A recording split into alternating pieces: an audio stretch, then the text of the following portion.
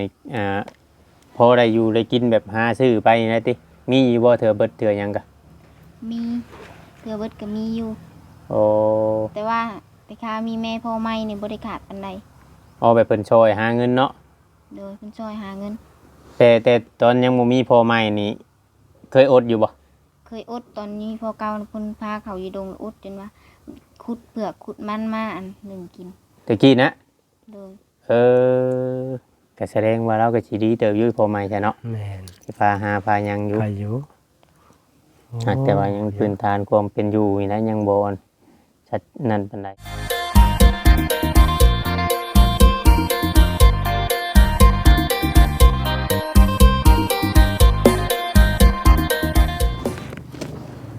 กับทักทายสบายดีพ่อแม่พี่น้อง FC เด้อป่ารุงหักเพลงเบิดสุขุสุคนเพียงเนาะทางฝั่งลาวฝั่งไทยหรือว่าทางต่างประเทศพี่น้องแม่ FC ที่เข้ามาเบิ่งมาชมเนาะเข้ามาติดตามกดไลค์กดแชร์พี่น้องเนาะเบิ่งคลิปเบิ่งโฆษณาให้ทุกคลิปพี่น้องเนาะก็ขอบมุกขอบใจแม่ FC เบิดสุขุสุคนให้พี่น้องที่คอยให้กำลังใจคอยแบ่งปันแนวทางด้วยว่าแลกเปลี่ยนความคิดความเห็นเนาะเพียงเนาะคอมเมนต์ต่างๆนานาพี่น้องเนาะบาง FC เพิ่นก็เข้ามาแสดงความคิดความเห็นให้เฮาเอาไปพัฒนาตัวเองเนาะเพียงเนาะหรือบาง FC เพิ่นก็ยังให้เฮาแนะนำให้เฮาไปหาเคล็ดใหม่ๆบ่ต้องอยู่ในจุดเดิมๆเพิ่นว่าเนาะก็มื้อนี้พี่น้องเนาะก็มีคนแนะนำพี่น้องเนาะมีคนแนะนำคือว่าทางแนะนำทางลุงแก้วนั่นแหละพี่น้องเนาะแล้วก็ทางลุงแก้วก็แนะนำเฮาต่อแล้วก็เพิ่นก็เลยพาเฮามาเบิ่งพี่น้องเอ้ยเป็นอีกเคสหนึงที่ว่านักหน่วงพอสมควรพี่น้องเอ้ยเนาะนักหน่วงพอสมควรแล้วก็เรื่องราวของเพิ่นสิเป็นแนวใดน่ะเฮาก็ยังบ่ฮู้รายละเอียดเทื่อพี่น้องเนาะจังใดก็สิพาแม่ๆหรือว่าพาป้าลุง FC ผู้รักผู้ใหญ่ใจบุญเนาะพี่น้องเนาะที่เบิ่งในคลิปนี้ที่ว่าติดตามบ่เวียงว่าง่ายๆซะเนาะติดตามบ่เวียงทุกคลิปนั่นแหละพี่น้องเนาะที่ติดตามแล้วคอยซัพพอร์ตเบิ่งคลิปเบิ่งโฆษณาให้พี่น้องเนาะก็มาเบิ่งเรื่องราวในกันเลยพี่น้องเนาะเพราะว่ามาใช้ที่ดินเขาอยู่เนาะมาใช้อยู่นำเขาเจ้าบ่มีบนอยู่บนเช่าเพิ่นว่าเนาะก็เลยนั้นมื้อนี้ก็ได้เข้ามาพี่และพี่น้องเนาะนี่พี่น้องเนาะมาใช้อยู่ในจุดนี้พี่น้องเนาะแต่ว่าเฮายังบ่ได้รายละเอียดเพราะว่าทางผู้หลักผู้ใหญ่นี่ยังบ่ได้อยู่มื้อนี้นะพี่น้องเนาะที่ว่าเฮาเข้ามานี่ก็มากับลุงแก้วนั่นแหละพี่น้องเนาะคือว่ามาหาเพิ่นพี่น้องเนาะนี่แหละพี่น้อง FC หลายๆคนเห็นนี่อาจจะบ่เชื่ออาจจะบ่เชื่อต้องได้เห็นด้วยตาของตนเองพี่น้องเนาะใครแต่ว่าผลบ่ห้ำไปซื้อพี่น้องเนาะใครแต่ว่าผลบ่ห้ำแต่ก็ถ้าว่าหลายๆคนเห็นแล้วก็อาจจะอึ้งไปพร้อมๆกันเลยพี่น้องเนาะ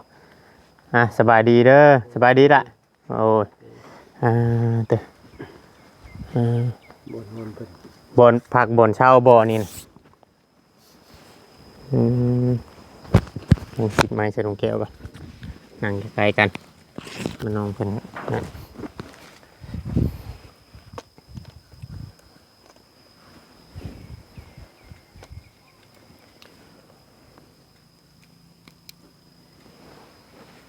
จะอยู่กับใครล่ะ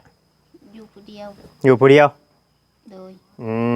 แม่ไปใช้สามหมื่นแม่ไปรับจ้างแม่ไปรับจ้างยังอ่ะนะรับจ้างดำนารับจ้างดำนาดำนาช่วงนี้ยามดำนาเนาะซิมเมนช่วงนี้ยามดำนาเพิ่นกับไปรับจ้างดำนาเจ้ายังบ่ได้ไปบ่เจ้ายังรำบ่เป็นบ่ดำเป็นแต่ว่าเมื่อยแล้วบ่ไป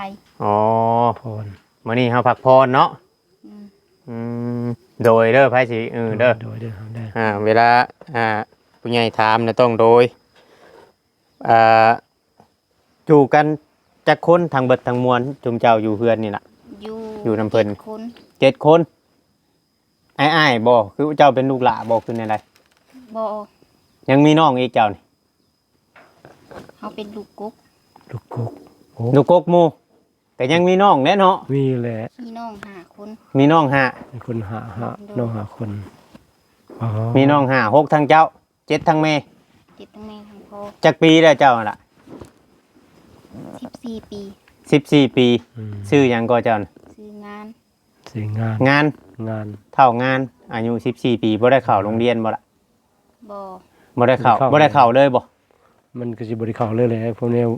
บ่มีหยังหั้นนะ อื พ่อ ม แม่พาไปดงเป็นน้อย ตะกี้ก็ เข้าเลย ตะกี้ก็อยู่แต่ดงนั่นน่ะ ตะกี้อยู่ป่าอยู่โรงพุ่นบ่ อันนั้นแม่นบ่เนาะแม่นบ่เนาะ แม่นบ่ ๆ นี่ แม่น โอ้ โอ้มาหามา พี่มานั่งนำกัน นั่งมานั่งลุงอยู่วะเอาไปนั่งไปไว้ มาพี่ละ เออ บ่กล้าเข้าบ่ฮะ ลักอายบ่ต้องอายดอกมา ต้องอายดอก เอารถ เฮ้ย มานั่งลุงอยู่ไว้นั่งเย็นลุงนี่ก็ได้มา อ๋อเมื่อก่อนก็ได้แล้วอาจจะไปเบิ่งบอลนั่นจุมเจ้าอยู่ อันนี้บ่น้องน้อย น้องล่าสุดนั่นน่ะ ล่าสุดบ่ผู้นี่ อ๋อผู้ย่างกำลังหังมีแต่ผู้ชายบ่ผู้ชายเบิดกูคนนะ โถ โอ้ผู้ชายเบิดกูคนผู้หญิงบ่มีจักคนเลยเนาะ บ่มี เออ หลายคน เจ้าน่ะนอนอยู่นี่บ่ต้องคืนก็นอนอยู่นี่บ่ใช่มุ้งเจ้าซะ มุ่งบ่มี บ่มีมุ้งบ่ บ่มีมุ้ง ยุงบ่กินเจ้าบ่ล่ะ บ่เว้าละ กินอยู่ บ่เว้าละยุงเนี่ยเบิ่งแต่ป่า อยู่ป่าเนาะ มันอยู่แค่ป่ามันดงใหญ่อีกเนี่ย แต่กี้แต่ก่อนนั่นพ่อแม่นี่พาเขาไปอยู่ดง โดย ไปเฮ็ดหยังอยู่ดงนั่นน่ะ ไปรับจ้างตัดอ้อยปลูกมัน รับจ้างทั่วไปเรื่อย อืม ๆอ๋อไปเรื่อยๆรับจ้างไปเรื่อยๆแบบอันนั้นเลย ไปบ่จักจุดเนาะ ไปแบบบ่จักจุดเลย จนว่าบ่มีที่อยู่ แล้ว ที่ บัด ว่า นี้เลยอันพ่อละเสียมนี่พ่ออันแท้ๆสิมาอันนี้น่ะพ่อไม่เอาผัวไม่ พอแท้ชุมเจ้าเสียแล้ว เสียแล้วป้ากันกับแม่แล้วเรากินยาหรือเราอันตีน้องตัวเองน่ะยาจับเขาคุกแล้วเราตาย ตายในคุกอ๋อ โอ้ พ่อเราพ่อแท้ของชุมน้องๆนี่แบบว่า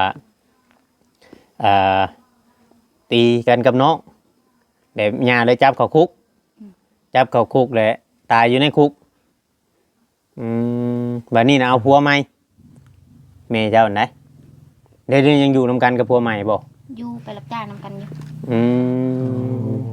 มแต่ว่าลูกนี่เป็นลูกพ่อเดียวกันเบิดบ่ชุมเจ้านี่ โดยเป็นเบิด อ๋อบ่ลูกกับผัวใหม่นี่ยังบ่ได้มีเนาะ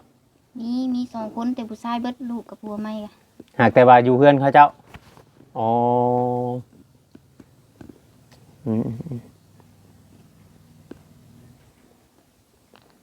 แล้วบัดนี้น่ะบ่มีบ่อนอยู่บ่อนเช้าแต่มาขอพัก มาอันอยู่น้ำปาก มาขอพักน้ำป้าน้ำลุงเพิ่นนี้เนาะ โดย แม่น จักปีได้มาอยู่นี่ล่ะ หากก็มาอยู่ปีโอ้ทดปีหากก็มา หา ไป เขา อยู่ มา ดง นะ ไปอยู่ดง3 ปี อ๋อไปอยู่โรง3 ปีหากมาอยู่นี่ หาเขามาอยู่ ใกล้ๆสิฮอดปีได้เนาะ แม่นยันถึงขวบปีแล้วเพราะว่าเพิ่นก็ได้นำแต่โดนเติบแล้ว อืม อันแล้วก็บ่ได้ว่าสิพาเขามาอยู่มันหัดมีโอกาสมายามใดก็บ่เห็นคนน่ะนะ อืม เข้ามายามใดก็ ชวนหลายสิไปหารับจ้างอยู่พุ่นเจ้าก็เฮ็ดคือกันบ่ตัดอ้อยตัดหยังกัน เฮ็ด เฮ็ดคือกัน อืม ได้มื้อเท่าไหร่ล่ะ ในมือละร้อย ได้มื้อละ100 มื้อละ100 บาท อ๋อเขาไล่เป็นเงินบาทบ่ ไล่เป็นเงินกี่ ประ มื้ มา อ ณ มื้อละ100อันยัง100 บาทบ่คือ100มัด ร้อยมัด อ๋อ โอ้เก่งได้100 มัด เก่งเติบได้ตัดละมื้อละ100มัดเนาะ ได้เก่งได้ มันได้เขาจ้างตัดน่ะ บางทีก็มัดละ1,500 โอ้ มื้อ1เซน 100มัดนี่โตผู้หนึงบ่คือว่าเบิดกูคน ผู้เดียว ผู้เดียวเจ้า เลย บัดนี้ข้าวน้ำชำปลาได้สาเหตุในใดบัดนี้ล่ะ เขาหน้าจ้ำปลาก็ซื้อกิน ชื่อกิน โอ้ว่าซื้อกินไปนั่นเนาะ ลำบากเด้อได้หาซื้อกินข้าวแพง แม่นี่เอาพัวใหม่โดนเติบแล้วบ่ หาก็เอาวางเดือน6 เดือน 7แล้วนี่ อ๋อบางเดือนนี้เนาะคือ2-3เดือนนี้เนาะ2 เดือนเนาะ แม่ 2 เดือน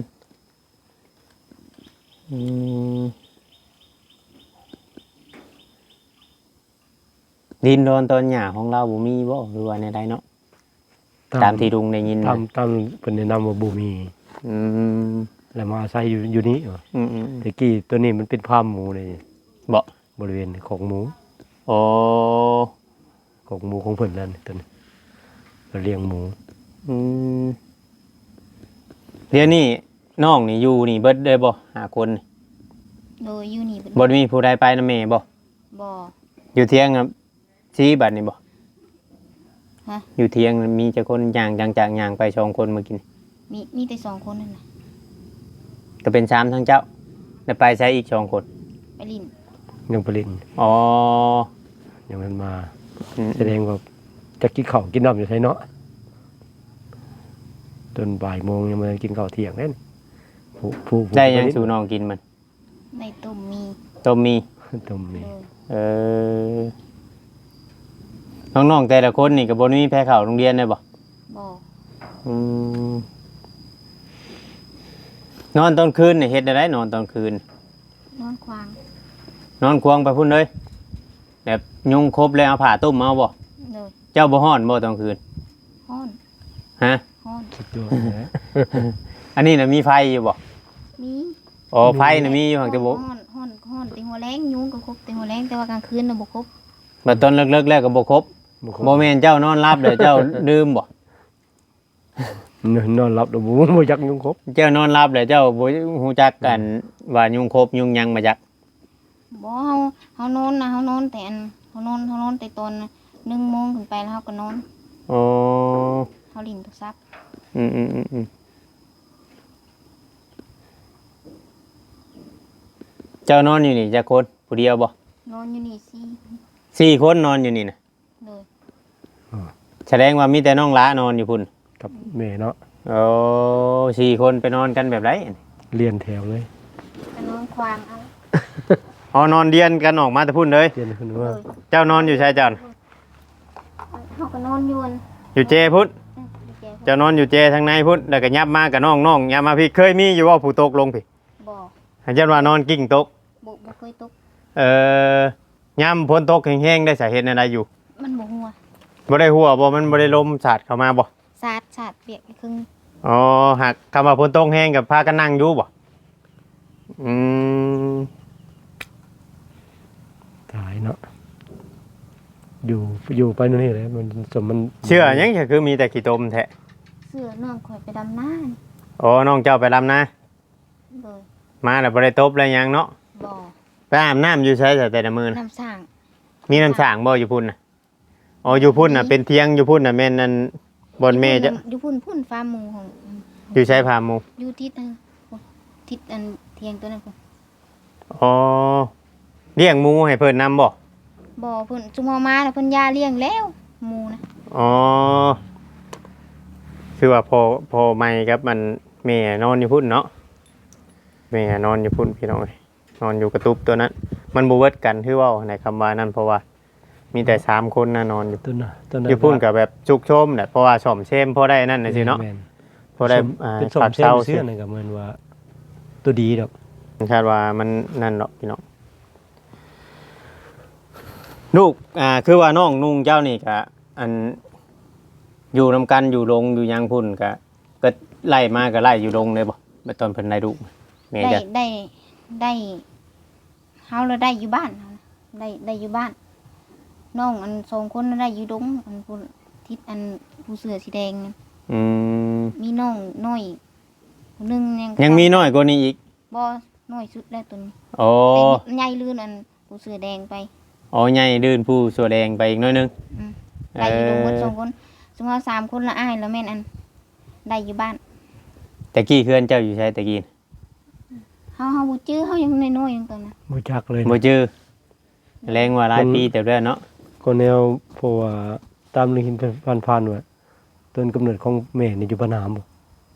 อยู่บ้านนะครู นาโพบ่ อืมยังเถื่อก็ยังบ่ฮู้จักรายละเอียด บ่ ใด บ่ฮู้เพราะว่าบ่ฮู้ เพราะว่าพ่อแม่พาอยู่แต่ป่าแต่ดงเด้ แม่น ได้บ่ฮู้จักหยัง บ่จักจนบ่ได้เข้าโรงเรียนแล้ว แม่นแต่ละคนนี่บ่ได้เรียนหนังสือบ่เด้อเนาะ โดยบ่ได้เรียนหยังเลย เออ สมมุติ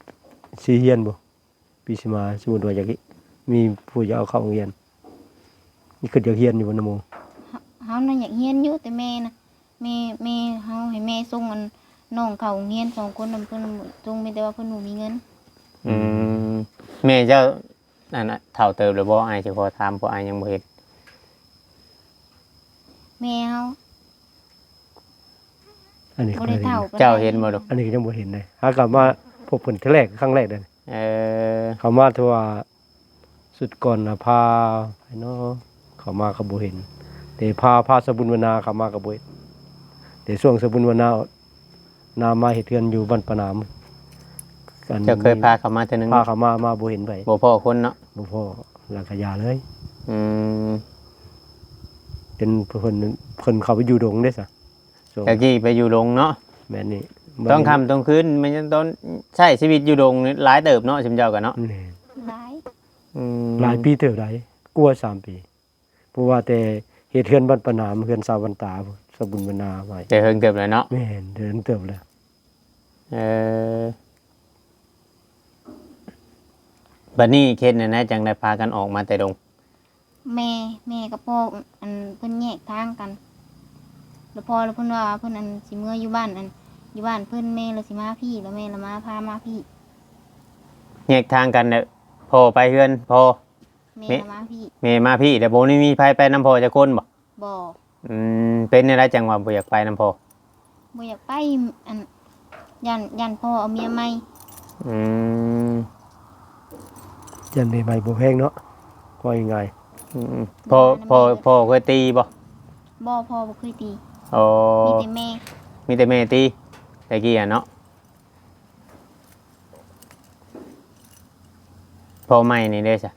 พ่อใหม่ก็บ่ได้ตี เพิ่นคักแพงอยู่ติ แพงอยู่แต่ว่าอันน้องผู้ใส่หมวกกับหลังนั้นมีแต่เพิ่นเนี่ยเพิ่นให้พ่อใหม่ อ๋อเพิ่นบ่อยากให้แม่เอาเด็กน้อยเด้เนาะ แม่ มึงเถื่อเด้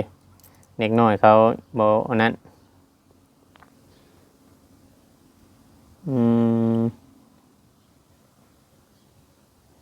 พาดูแบบไปให้ทำมาหากินแบบเลี้ยงสีบไปเรื่อยๆอยู่น้ำป่าน้ำดงเนาะแบบอยู่ไปแบบบ่ฮู้จุดนะสิได้นี่ว่าหาเงินอยู่นี่ อืม มุ่งสิกลางก็ยังบ่มีนี่แบบมันบ่มีต้นทุนเด้อจ้ะ พอห่มพอปกเนาะ แม่น หอน พอห่มแพ้ปกแบบว่า สิบ่ ต้น มีเลย ต้นทุนเฮาบ่มีแต่พื้นฐานเฮาบ่มี แม่น อาศัยเพิ่งห้องเขาเจ้าซื่อเพิ่งบนอยู่บนเช่านี่ต้องคืนกับเพิ่นคือบทต่อพื้นต่อไผ่ให้แท้ดอกพื้นดอกไผ่ เนาะ เพิ่นบ่ให้ต่อบ่ บ่เพิ่นให้แต่สากเบ็ดตัวซับ โอ้ เฮาสิขอก็บ่ได้เนาะเฮามาอยู่แบบนี้ก็ถือว่าบุญแน่เนาะ เพิ่นให้อยู่เด้ เอออืมสากอะไรแต่แบตพี่น้องเอ้ยเออ บ่เห็นมีเงินซื้อดอกพื้นดอกไผขอใต้นำเพิ่นแล้วก็จ่ายค่า บ่อันนี้นี่คือว่าเรื่องดังกล่าวนี่เฮายังบ่ได้ยังบ่ได้พบแม่พบหยังราวนะเรื่องราวรายละเอียดเนาะ แม่น แต่ว่ามันยังแบบยังบ่ชัดเจนแบบจักหน่อย FC สิเข้ามาแบบ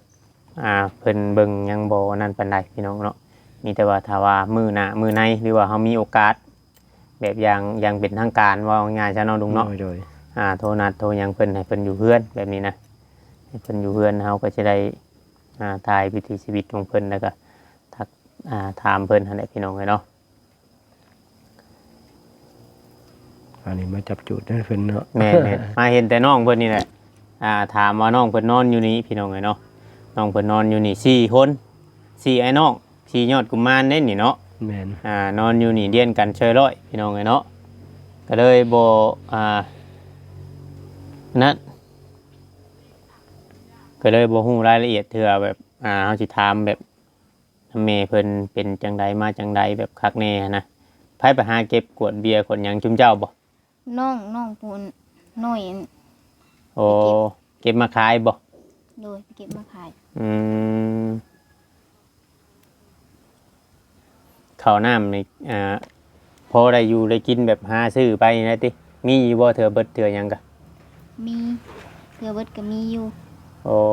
แต่ว่าแต่ข้ามีแม่พ่อใหม่นี่บ่ได้ขาดปานใด เอาแบบเพิ่นช่วยหาเงินเนาะ โดยเพิ่นช่วยหาเงิน แต่ตอนยังบ่มีพ่อใหม่นี่เคยอดอยู่บ่ เคยอดตอนนี้พอเก่าเพิ่นพาเขาอยู่ดงอดจนว่าขุดเปลือกขุดมันมาอันหนึ่งกิน ตะกี้นะ โดย เออ ก็แสดงว่าเราก็สิดีเติบอยู่พอใหม่จ้ะเนาะ แม่น สิพาหาพาหยังอยู่ ใครอยู่ แต่ว่ายังพื้นฐานความเป็นอยู่นี่นะยังบ่ชัดนั่นปานใดพี่น้องเอ้ยเนาะอืม